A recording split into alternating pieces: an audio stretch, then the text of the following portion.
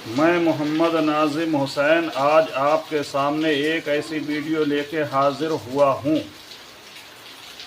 एक हिंदू भाई से एक रिपोर्टर ने जब पूछा कि आपने ऐसा क्या देखा कि अपना मकान ज़मीन सब बेचकर आपने इमाम हुसैन के नाम पर कुर्बान कर दी और उनकी बेटी का मकबरा बनवा दिया, तो वो हिंदू जो जैन समाज से ताल्लुक़ रखते थे उन्होंने रिपोर्टर से कहा कि मैं अजमेर शरीफ गया, मेरी वहाँ से किस्मत काया पलट गई और ये अक़ीदत मेरे दिल में पैदा हो गई। सुनिए उस हिंदू भाई ने क्या कहा, वीडियो को पूरा देखें, मोहब्बत हो तो ऐसी हो। नमस्कार, आज हम आए हैं हिंडन में और हिंडन गाज़ियाबाद के अंदर एक ऐसी जगह है जहाँ यहाँ शिया समुदाय के लोग पूरी रात अपनी एक तपस्या करते हैं एक तरह से, और यहाँ शबेदारी करते हैं। आज हम एक ऐसे शख्स के साथ हैं, ये एक हिंदू समाज से हैं, जैन समाज से हैं, और इनके बारे में इतना कहना काफ़ी होगा कि इमाम हुसैन के इतने चाहने वाले हैं कि इन्होंने इमाम हुसैन की याद में अपना मकान बेच दिया, अपना घर बेच दिया, और घर बेच करके इमाम हुसैन की बेटी का रोज़ा बनाया और वहाँ पर एक बहुत बड़ा प्रोग्राम किया, मजलिस मातम, बहुत अच्छा प्रोग्राम किया इन्होंने, और पूरे हिंदुस्तान से अच्छे अच्छे लोगों को बुलाया, हर समाज के लोगों को बुलाया, हर धर्म के लोगों को बुलाया, क्योंकि इनका कहना है कि इमाम हुसैन अलैहिस्सलाम किसी एक धर्म एक मज़हब की प्रॉपर्टी नहीं है, एक धर्म एक प्रॉपर्टी मज़हब की जागीर नहीं है। तो जैन साहब से हम एक दो सवाल करना चाहते हैं। जैन साहब, जनता बनता में आपका बहुत बहुत स्वागत है। शुक्रिया जी।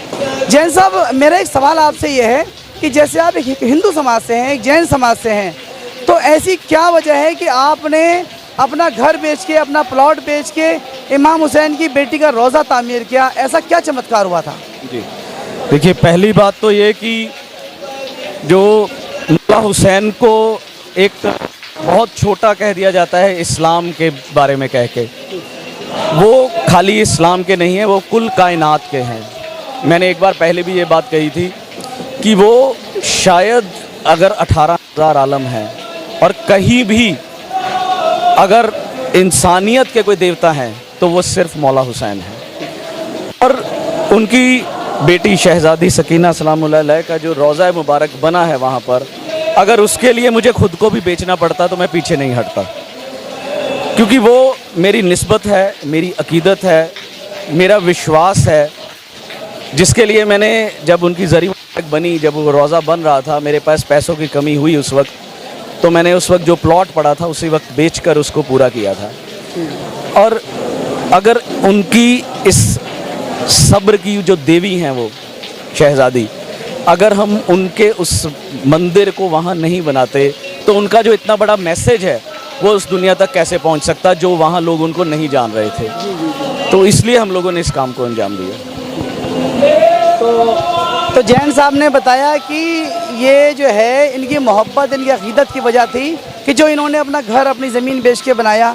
जैन साहब, कोई चमत्कार आप इमाम हुसैन के बारे में कैसे पता चला, आप इमाम हुसैन को कैसे जाने आप?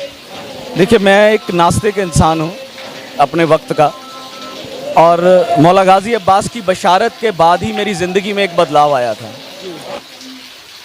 अब आने से पहले जो ये बशारत हुई है, उससे पहले मैं गरीब नवाज़ के दरबार पर एक बार गया था, जहाँ से मेरी ज़िंदगी में ये चेंजेस आनी शुरू हुई थी। और मौला गाज़ी अब्बास के बशारत के बाद तो कुछ बदल गया। मैं अपना सब छोड़ छाड़ के सिर्फ मौला की नौकरी में आ गया था। और ये जो एक चमत्कार है, ये ऐसा चमत्कार है मेरी ज़िंदगी में कि कई बार मैं खुद भी सोचने में मजबूर हो जाता हूँ कि उस वक्त हुआ क्या था मेरे साथ।